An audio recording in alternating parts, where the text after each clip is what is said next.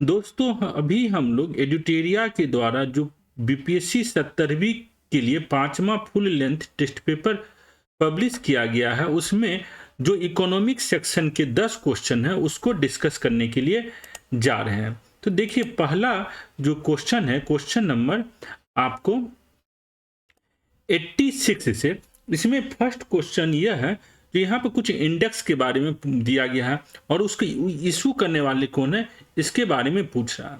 तो याद रखिएगा, ह्यूमन डेवलपमेंट इंडेक्स। तो ह्यूमन डेवलपमेंट इंडेक्स को कौन इशू करता है? तो United Nation Development Programme UNDP publish करता है। उसके बाद है ग्लोबल जेंडर गैप रिपोर्ट। तो ग्लोबल जेंडर गैप रिपोर्ट को कौन पब्लिश करता है? वर्ल्ड इकोनॉमिक फोरम पब्लिश करता है। यह 69th बीपीएससी में भी क्वेश्चन भी आया था, जो ग्लोबल जेंडर गैप रिपोर्ट को कौन पब्लिश करता है। तो इस आधार पर आप देख सकते हो जो बीपीएससी 69th बीपीएससी में पूछा है, जो ग्लोबल जेंडर गैप रिपोर्ट को कौन पब्लिश कर रहा है, तो अगली बार भी हो सकता है सो रिपोर्ट से रिलेटेड और भी कुछ क्वेश्चन पूछ सके। तो थोड़ा सा रिपोर्ट को अच्छी तरीके से हमको मालूम होना चाहिए। उसके बाद है ग्लोबल हैप्पीनेस रिपोर्ट। तो ग्लोबल हैप्पीनेस रिपोर्ट जो है आपको sustainable development solution network publish करता है। यहाँ पर जो है पूछा है कितने करेक्टली मैच है। तो ये जो तीनों है, यह तीनों आपको यहाँ पर सही है। इसमें पूछा है तो इसका आंसर क्या आएगा? All the three, option C हो जाएगा। तो याद रखिएगा, ह्यूमन डेवलपमेंट इंडेक्स जो है UNDP, global gender gap report, world economic forum और ग्लोबल हैप्पीनेस रिपोर्ट जो है आपको सस्टेनेबल डेवलपमेंट सॉल्यूशन नेटवर्क के द्वारा पब्लिश किया जाता है। तो अभी इस रिपोर्ट के अनुसार भारत का क्या रैंकिंग है, यह हम आपको थोड़ा सा यहाँ पर बता देते हैं। तो देखिए, जो लेटेस्ट रिपोर्ट है उसके अनुसार जो ह्यूमन डेवलपमेंट इंडेक्स रिपोर्ट है, ह्यूमन डेवलपमेंट इंडेक्स रिपोर्ट के अनुसार भारत का पोजीशन जो है कितना है? तो 134 है। याद देखिएगा, जो यूएनडीपी के द्वारा पब्लिश किया जाता है human development index 134 out of 193 countries. 2022 में कितना था? तो 135 था। याद रखिएगा, ह्यूमन डेवलपमेंट इंडेक्स यूएनडीपी के द्वारा पब्लिश होता है। उसके बाद आपको जो है global happiness index, global happiness index जो है ये वर्ल्ड हैप्पीनेस रिपोर्ट, यह जो है UN sustainable development solution network के द्वारा पब्लिश होता है। इसमें भारत का रैंकिंग कितना है? 126 रैंक है। World happiness report UN sustainable development solution network, ranking है 126।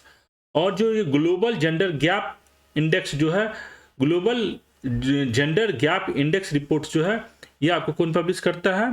तो वर्ल्ड इकोनॉमिक फोरम पब्लिश करता है। इसमें कितना रैंकिंग है भारत का?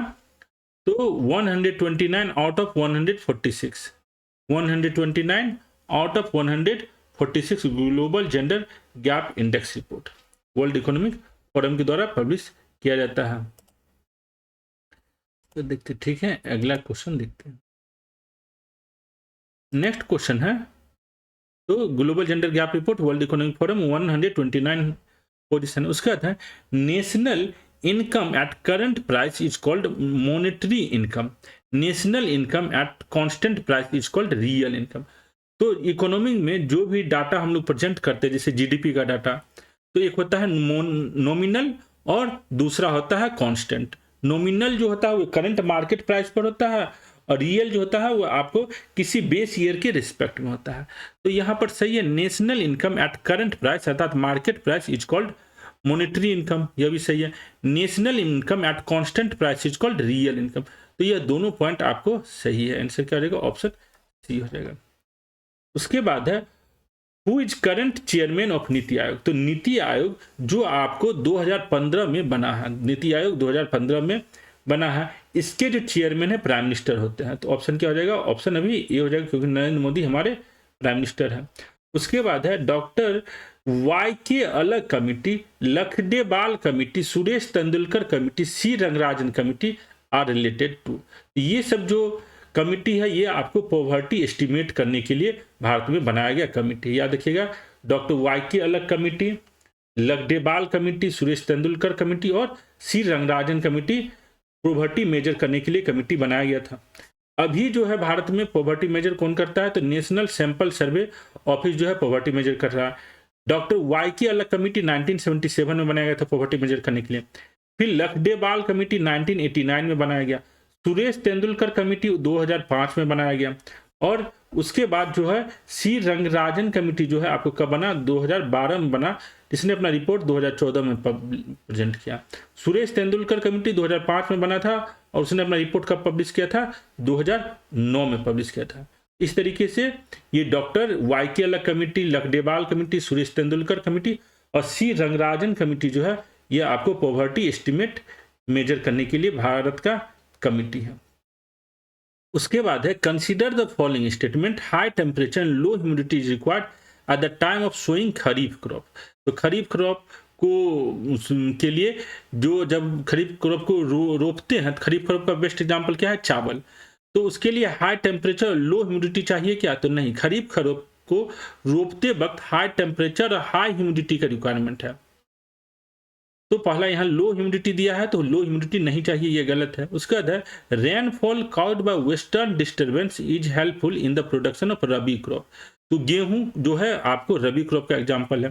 तो रबी क्रॉप के प्रोडक्शन में जो वेस्टर्न डिस्टर्बेंस के कारण रेनफॉल होता है जनवरी के मंथ में, जनवरी फरवरी के मंथ में वेस्टर्न डिस्टर्बेंस के कारण वह रेन जो है रबी फसल को प्रोडक्शन में हेल्प करता है। तो यह सेकेंड पॉइंट आपको सही, यहाँ पर ट्रू स्टेटमेंट कौन सा रहेगा, ऑप्शन बी जो हो जाएगा वो आपको ट्रू स्टेटमेंट हो जाएगा। देखिए खरीफ क्रॉप जो है आपको कब बोया जाता है, सोन इन जून टू जुलाई और हार्वेस्ट किया जाता है सितंबर अक्टूबर। रबी क्रॉप जो है ये आपको अक्टूबर नवंबर में सोन एंड हार्वेस्टेड इन अप्रैल में, ठीक है। मेजर जो खरीफ क्रॉप है वह है पेडी, सोयाबीन, और रबी में जो मेजर है वह है आपको व्हीट, बार्ले। उसके बाद है following is the characteristic of which type of subsidy. Subsidy के बारे में पूछ रहा है। डब्ल्यूटीओ के अनुसार जो सब्सिडी पर जिक्र होता रहता है डब्ल्यूटीओ की न्यूज में, उस पर है। यह क्वेश्चन आपको यूपीएससी भी पहले पूछ चुका है। According to World Health Organization, three subsidies create a distortion in the production and trade of agricultural produce. कौन सा सब्सिडी जो है आपको कौन सा सब्सिडी जो है ट्रेड में डिस्टॉर्शन क्रिएट करता है। उसका it include all subsidies given by government which directly help in production. These subsidies fixed at 5% per annum for developed countries and 10% per annum for developing countries। तो याद रखिएगा यह जो सब्सिडी है यह सब्सिडी आपको एम्बर बॉक्स सब्सिडी कहलाता है। याद रखिएगा डब्ल्यूटीओ जो है तीन प्रकार की सब्सिडी की बातें करता है। एक है ग्रीन बॉक्स सब्सिडी, यह सब्सिडी डब्ल्यूटीओ अलाउ करता है किसी भी गवर्नमेंट को देने के लिए, तो ग्रीन मतलब अलाउड। एम्बर जो है यह आपको एक ऐसा सब्सिडी है जो डब्ल्यूटीओ कहता है कि यह सब्सिडी नहीं देना चाहिए। उसके बाद है blue box subsidy. Blue box subsidy allowed है बट इसको कम करना चाहिए। तो ब्लू बॉक्स सब्सिडी एक ऐसा सब्सिडी है जो डब्ल्यूटीओ कहता है अलग अलग स्टेट को, अलग अलग कंट्रीज को आप इस सब्सिडी को कम कीजिए।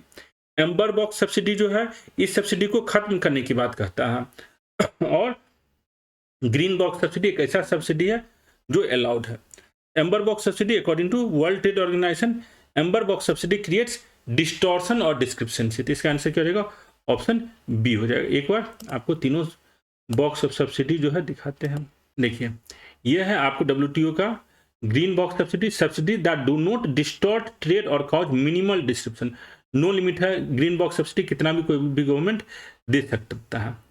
उसके बाद amber box broad range of subsidies limited to 5% agricultural production, 10% for developing countries. Blue box broad range of subsidies allowed but must be design to minimise trade distortion, no limit है। तो blue box subsidy जो है आपको यह भी minimum होना चाहिए। Green box subsidy कितना भी दिया जा सकता है, ब्लू बॉक्स सब्सिडी भी आपको should be subsidised but must be design to minimise trade distortion. Amber box जो है एक लिमिटेड सब्सिडी ही दिया जा सकता है। तो यह याद रखिएगा। अगला क्वेश्चन है तो ग्रीन बॉक्स, एम्बर बॉक्स और ब्लू बॉक्स सब्सिडी हम लोग डब्ल्यूटीओ को कॉन्टेक्स्ट में यूज करते हैं ये शब्द। मोरी कल्चर रिलेटेड टू, तो मोरी कल्चर जो है यह आपको सिल्क प्रोडक्शन से रिलेटेड है। तो याद रखिएगा growing mulberry for silk worm, तो यह याद रखिएगा ये information. Moriculture related to growing mulberry for silk worm.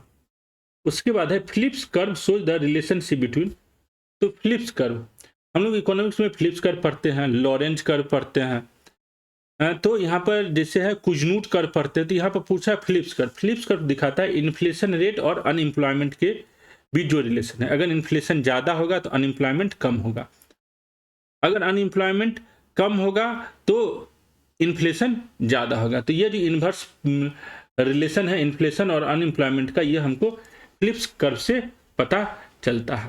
तो देखिए यह है आपको फिलिप्स कर्व, इन्फ्लेशन रेट और फिलिप्स कर्व का इन्वर्स प्रोपोर्शनल। उसके बाद है what is the order of currencies in terms of liquidity. तो एनसीईआरटी में आपको दो प्रकार के मनी के बारे में बताया गया, एक है ब्रॉड मनी और दूसरा है नैरो मनी, और 4 प्रकार की करेंसी है, M1, M2, M3, M4। तो सबसे ज्यादा लिक्विड जो होता है वो है M1, उसके बाद M2, उसके बाद M3, उसके बाद M4। तो इसका आंसर क्या हो जाएगा, ऑप्शन बी।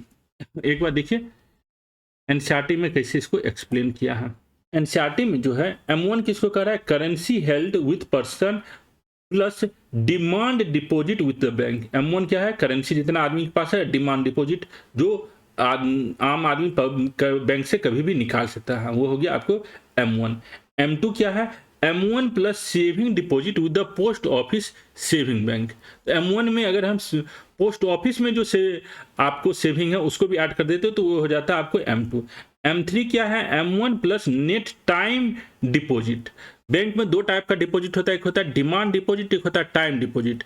डिमांड डिपॉजिट एक ऐसा डिपॉजिट है जिसको आप बैंक से कभी भी मांग सकते हैं, वो होता है सेविंग अकाउंट। और जो टाइम डिपॉजिट होता है उसको हम लोग फिक्स डिपॉजिट के नाम से जनरली जानते हैं। तो जब हम लोग M1 में टाइम डिपॉजिट अर्थात फिक्स डिपॉजिट जो किया गया है, एक टाइम पीरियड के लिए जो डिपॉजिट किया गया उसको भी ऐड कर दे तो उसको क्या कहते हैं, M3। उसके बाद है M4 equal to M3 plus total deposit with the post office saving organisation excluding NSS। तो यहाँ पर देखिए सबसे ज्यादा लिक्विड जो है वह है M1, यह आपके पॉकेट में जो पैसा है, और जो आपका डिमांड डिपॉजिट है M2, जो M2 equal to M1 plus जो पोस्ट ऑफिस के सेविंग अकाउंट में है। M3 M1 plus net time deposit.